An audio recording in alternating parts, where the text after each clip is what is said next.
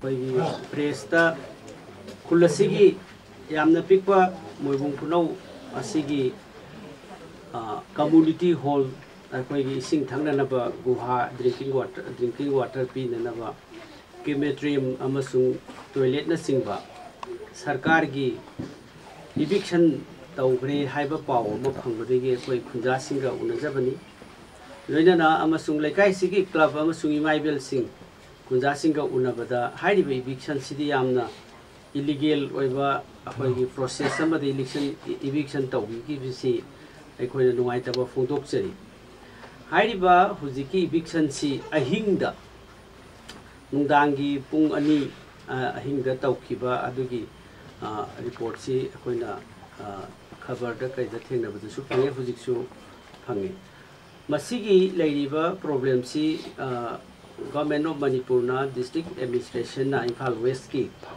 मफम असिदा हुंदुंग river हाइबा अमगा सलान river हाइबा अमगा अनि Laramie 1960 की record ता हाइबदुनी हाइबसिदी फुटचानी मुपाई हाइबा जगह से अदुना हुजिकसी चानी मुपाई जिगी नाकंदा मोरबुंग खुनौगी कम्युनिटी हॉल गुहा इसिंग थंगननबा अखोइगी लैरिबा पोटसिदी सुम मसी तौबिदसु याबा पोट अमनी अदुबु लाइबा वाफमदी इविक्शन सी तौबसिदा हाइरिबा अखोइगी पब्लिक प्लेस अखोइगी रिवर की नाकन हाइबा तारे मसिदा सारिबसिसु मतमदुगी अखोइगी 2016 की अदवाइगी डीसी की अखोइगी फंड अखोइगी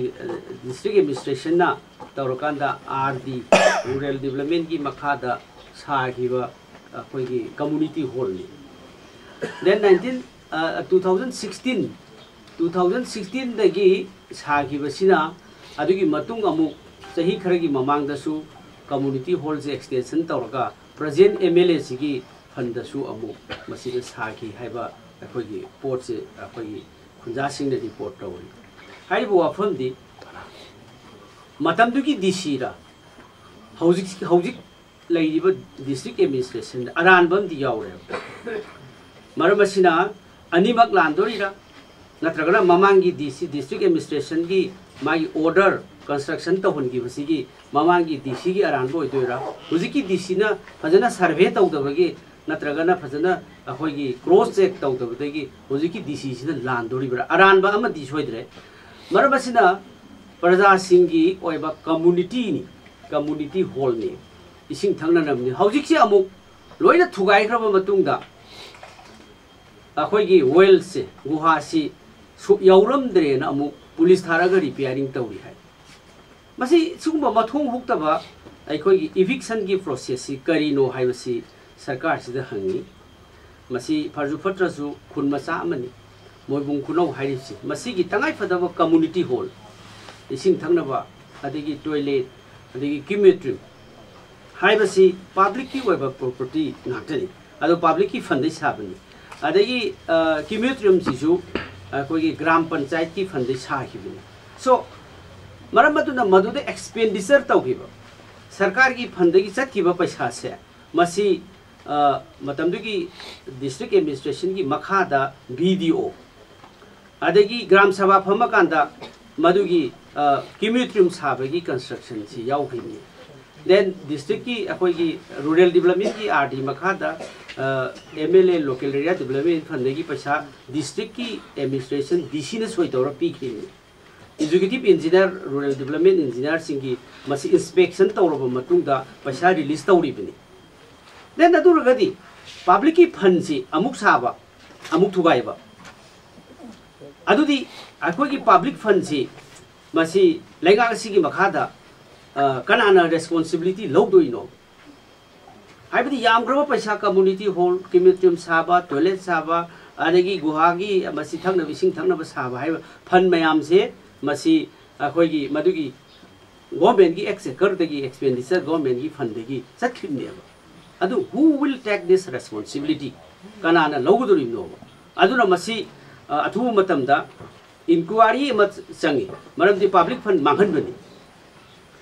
अदुना मसीगी रेस्पॉन्सिबिलिटी कना लौ ममांगी डीसी न लौगद्रा हुजिक पालिबा हुजिक डिस्ट्रिक्ट एडमिनिस्ट्रेशन की डीसी ना मसी की रेस्पॉन्सिबिलिटी लौगद्रा मसी अमदी लौदब यारोय मरमदी पब्लिक फंड एक्सपेंडिचर तौ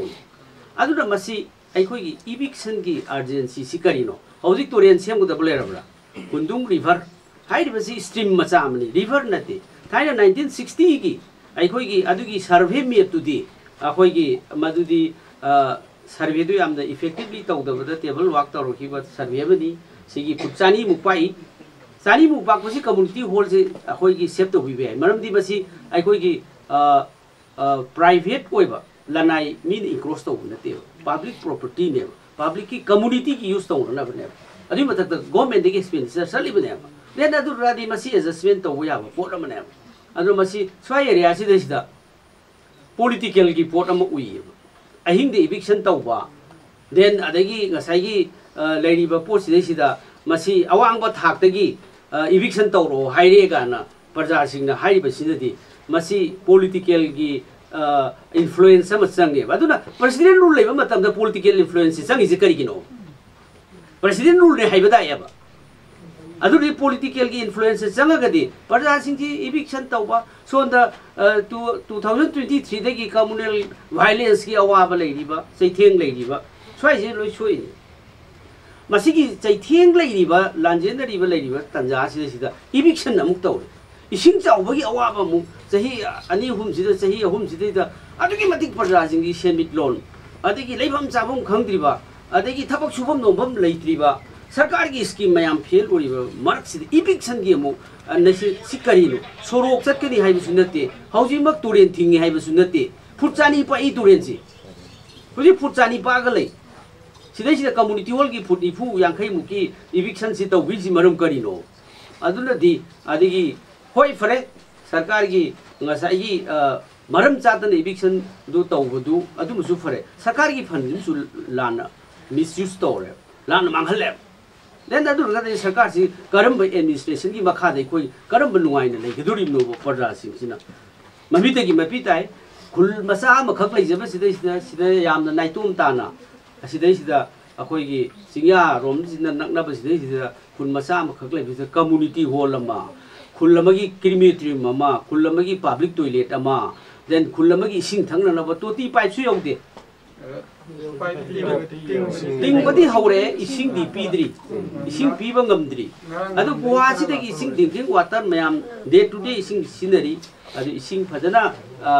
25 सिंग जे पीबा सु नत्रि इसिंग खरा सिननबा mayam दी डोमेस्टिक यूज mayam सिंग सिजु सिदा गुहा मा फलो थुगारम बसिजु मसी याम लान बमु ओयेबा अदुना मसी सरकार की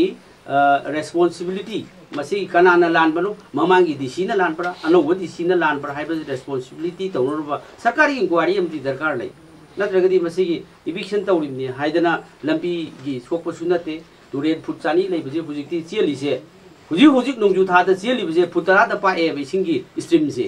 अदो सिदा करी की फुट साइगी फुटचानी लेब जगह सिदा कम्युनिटी होन थुगायर कान तुरेन हुजिक तौगदब अर्जेंसी लाब्रा वा ऑर्डर लेरबरा तुरेन तौबगी अदो फजना मसी अंडरस्टैंडिंग तौरगा कम्युनिटी हॉल से शिफ्ट तौथोकबु ओइरसु सरकार की पैसाना सागिबनिना तुरेन तौगदब लेरे अदि इमीडिएट ऑर्डर अमा लेदना मसीगी तुरेन से तौदब याद्रे तुरेन रिनोवेशन तौरनी हाइब लेरगदी कम्युनिटी हॉल से फजना मयाम खुजागा तानरगा होंदोकबा याय खितंग चिंथोक चिंचिन तौबा याय हाबा मरमदी मसी गवर्नमेंट फंड जु सागिबि अदो मसी पेंदे हौजिक लेरिबा पोसे मसी बुलडोज पॉलिटिक्स कोइ मसी की लेगा की तौनिंग बता तौबा डबल इंजन दिल्ली की गवर्नमेंट अगेन स्टेट की प्रेसिडेंट रूल गवर्नमेंट तुम मोर और लेस द सेम मसी की लेगा की लेरिबा इविक्शन से तौनिंग बते हेता तौरिबा हुजिक्सी फजना मफम मतम पीदना खोतना तौरकांदा मसी की थबक मसी की होंदोक्तब याद्रे हाइबा रिक्वायरमेंट लेरे हाइरगसु होंदोक्पा दुम याबा प्रजासिंग तानरग यानी हेक्ता अहिंग नोयाइदा पुंग अनी दा लागा सरकार अमनी अदगी हेक्ता पॉलिटिकल की इन्फ्लुएंस अमना बुलडोज पॉलिटिक्स अम तौब सिदी नुआइते कांग्रेस पार्टी कंडेम बी अदगी मसीगी अथुब मतमदा रेस्पॉन्सिबिलिटी फिक्स तौबियो सरकार की लाना सकीबा फंड मसीगी रिकवर तौबियो मरमदी मफम जादब जगादा अदगी सिगी कम्युनिटी हॉल साब यारोयना हुजिक इविक्शन तौरसिदी मतमदुदा करिगी याग्रिमनो मसीगी मरम मयाम सिंग सि तौरकान पैसा मसीगी रेस्पॉन्सिबिलिटी मतमदुगी ऑफिशियल सिंग सिदा रेस्पॉन्सिबिलिटी फिक्स तौबियो अदुना मसीना ख्वाइदगी प्रजा सिंग अदुना मसी अथुबा मतमदा लेकाय सिगी गवर्नमेंटना असी कम्युनिटी हॉल अमा सागदबनी मफम साबा मफम अदगी देन क्रिमेटोरियम सागदबनी देन टॉयलेट्स पब्लिक टॉयलेट सागदबनी असिगी तखाइगिबा पोट खुदिमक्से मसी मोइबुंग खुलोगी प्रजा सिंगदा सरकारना सागदबनी इविक्शन तौर लोरगा थुगाय कांदा लाले जगह सोमद्रे अदगी गुहाजे अखोई सेमजरगेना पुलिस डिपार्टमेंट ना मम लागा मुसेमे हाइबसिबु मी हाथ्रबा मतुंगदा लाले हाइबगी टाइप ने लाइबसी अदो मसीगी सरकार से मथोंग होक्तबा बुलडोस दिसम तौबसे अखोई नुआइतबा फावे मसीगी दमक्ता अइना अरोइबदा अमुकहना कंडेम तौजरी अखोईगी खुंजासिंगदा नुआइतबा अमसुंग मिटकी पिरांग ताबा अवाबा मतमसिदा सेंथुम फिबम चादना लेबा खुंजासिंगी नुआइतबदुदा कांग्रेस पार्टी नसु अमसुंग आइगी साइटेगी नुआइतबदा सरुक याजरी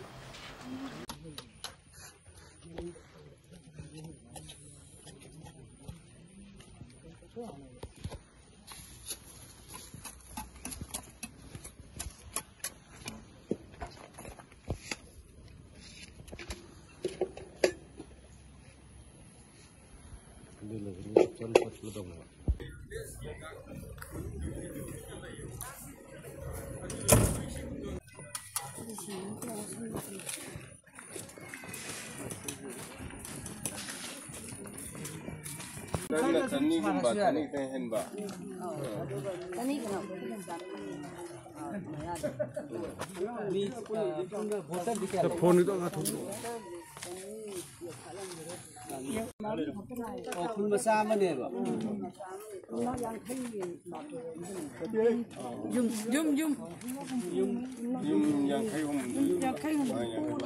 मीना चानी मोय फोटो चनी होय बा मीना चामनी कम्युनिटी हॉल जी बने अदगी लेका की क्रिमेटोरियम दुमने अदे प्राइवेट टॉयलेट दुने अदगी इविक्शन मोगी केनो द मेप त यावदबा अखोगी लेकाय की गुहा अमजु यावसन गुहाजु थुगारमबा गुहाजु गुहाजु जेसीबी कोल थुगारबा दु जेसीबी न कोल पुरा नाइखायर मुगे त सलाब साबि थुगारम मनुंग द पुरा के वॉल अखोगी गुहागी वेल मथक त अखोई सीमेंटेड काखतपा का तो रोय थुगारा दुगा मनुंग द लोय था अदो हुजि मुक चलिसिना कना चल हौजिक चलिसि दि असिगी मफम जे अखोगी सेंमाई ओसिना असिगी मफम दिमदि यावदबनि असिमदि आई सेमजन गे हारगे सेंमाई ओसिले रेखलौगा मानसन नुंगांगी पुंग होयबसे पुंग अनिगा मिनिट अमुक थुगार मतुंगदा इविक्शन की एरिया दे यावरमद्रे अदुना अमु मोय चन गे चन मोय चन अखोइना ने इविक्शन यावदबा मफमसिदा नोइना मोय सेमजगे मोय तौजगे तौबनेबा तसेन इविक्शन थी कम्युनिटी हॉल यावम सोते मते यावदे थुगाइ ब्रम देवानी